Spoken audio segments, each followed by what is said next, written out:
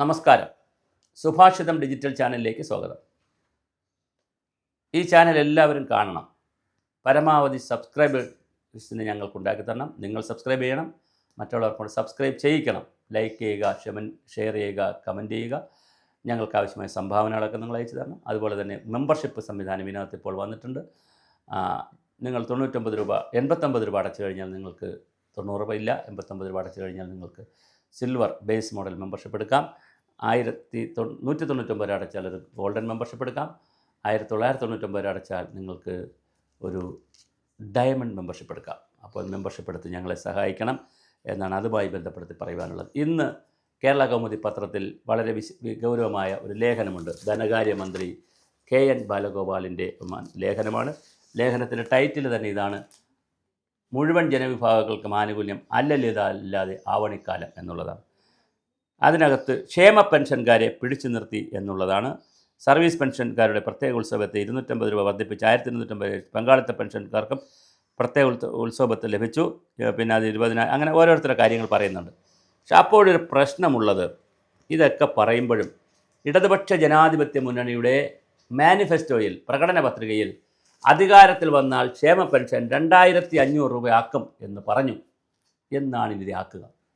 Election വരാറായി, അടുത്ത തെരഞ്ഞെടുപ്പിലേക്ക് പോകാറായി.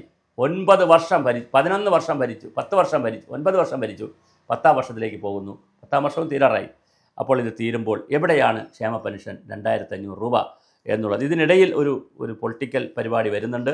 1600 1700 ആക്കി 100 രൂപ ക്ഷേമ പെൻഷൻ വർദ്ധിപ്പിച്ചു എന്ന് പറഞ്ഞ പോസ്റ്റർ ഇറക്കാൻ വേണ്ടി പഞ്ചായത്ത് തെരഞ്ഞെടുപ്പിന് മുമ്പേ ഒരു 100 രൂപ കൂട്ടാനുള്ള ഒരു ആസൂത്രണം ധനകാര്യ വകുപ്പ് ആസൂത്രണം ചെയ്തിട്ടുണ്ട്. പിന്നെ മറ്റൊരു പ്ലാനിങ് നടത്തിയിരിക്കുന്നത്, പിന്നൊരു 100 രൂപ ഇലക്ഷന് മുമ്പേ കൂട്ടിക്കൊടുക്കും. അപ്പോൾ അസംബ്ലി ഇലക്ഷന് മുമ്പേ, അപ്പോൾ ഒരു 100 രൂപ ഇപ്പോൾ കൂട്ടും, 1700 ആക്കും. പിന്നൊരു 100 രൂപ അസംബ്ലി ഇലക്ഷന് മുമ്പേ കൂട്ടിക്കൊടുക്കും. എന്നിട്ട് പറയും ഞങ്ങൾ ഇനിയും അധികാരത്തിൽ വന്നാൽ 2500 ആക്കുമെന്ന്. ഇതൊക്കെ ഒരുതരം തട്ടിപ്പ് പരിപാടിയാണ്. ഒന്നുകിൽ അർഹതയുള്ളത് കൊടുക്കുക, പറയുന്നത് കൊടുക്കുക, അല്ലെങ്കിൽ കൊടുക്കാതിരിക്കുക. ഇതൊരു വലിയ സംഭവമാണ്.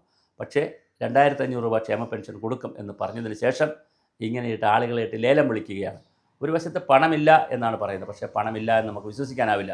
എത്രയോ പ്രയോറിറ്റികൾ മാറി എത്രയോ കാര്യങ്ങൾ ഗവൺമെൻറ് ചെയ്യുന്നുണ്ട്. അപ്പോൾ പണമില്ലാത്തതല്ല പ്രശ്നം, പണമുണ്ടാക്കാനുള്ള മാർഗ്ഗങ്ങളെക്കുറിച്ച് ആലോചിക്കാത്തതാണ് വിഷയം. എത്രയോ കോടിക്കണക്കിന് രൂപയുടെ ടാക്സാണ് പിരിച്ചെടുക്കാനുള്ളത്. അതിനെക്കുറിച്ചൊന്നും നമുക്ക് ചിന്തയുമില്ല, ഒരു ധാരണയുമില്ല. അപ്പോൾ എന്തായാലും ക്ഷേമ പെൻഷൻ 2500 ആക്കും എന്ന് പ്രകടന പത്രികയിൽ പറഞ്ഞത് എവിടെ എന്നൊരു ചോദ്യം ഈ അവസരത്തിൽ ചോദിക്കണം. ഇത് ചോദിക്കാൻ കാര്യം, ഇപ്പോൾ ഇതിനെ സംബന്ധിച്ചൊരു ലേഖനം, കാരണം ഒരു കാര്യം ലൈവ് ആകുമ്പോഴാണല്ലോ അതുമായി അനുബന്ധമായ ചോദ്യങ്ങൾ ചോദിക്കേണ്ടത്. അല്ലാതെ പിന്നെ ഡെഡായി നിൽക്കുന്ന സമയത്ത് ചോദിച്ചിട്ട് കാര്യമില്ല. അതുകൊണ്ടാണ് ഇപ്പോൾ ചോദിക്കുന്നത്, എവിടെ 2500 രൂപ ക്ഷേമ പെൻഷൻ? അത് കൊടുക്കും, എല്ലാവർക്കും കൊടുക്കുമെന്ന് പറഞ്ഞു. അപ്പോഴും വേറെ ചില പ്രശ്നങ്ങളുണ്ട്.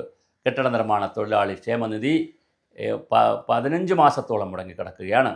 അതുപോലെ തന്നെ അങ്കണവാടികളിൽ നിന്ന് റിട്ടയർ ആയിട്ടുള്ളവർക്ക്, പെൻഷൻ പറ്റിയവർക്ക് 2 വർഷമായി ക്ഷേമനിധിയിൽ നിന്ന് പണം കൊടുത്തിട്ടില്ല. അങ്ങനെ മാത്രമല്ല, പെൻഷൻ പറ്റിയവർക്ക് ഒരു 1000 രൂപ പോലും ഓണം അലവൻസ് കൊടുത്തിട്ടില്ല. അപ്പോൾ അങ്ങനെ ഒരുപാട് കാര്യങ്ങൾ ചെയ്യുന്നില്ല.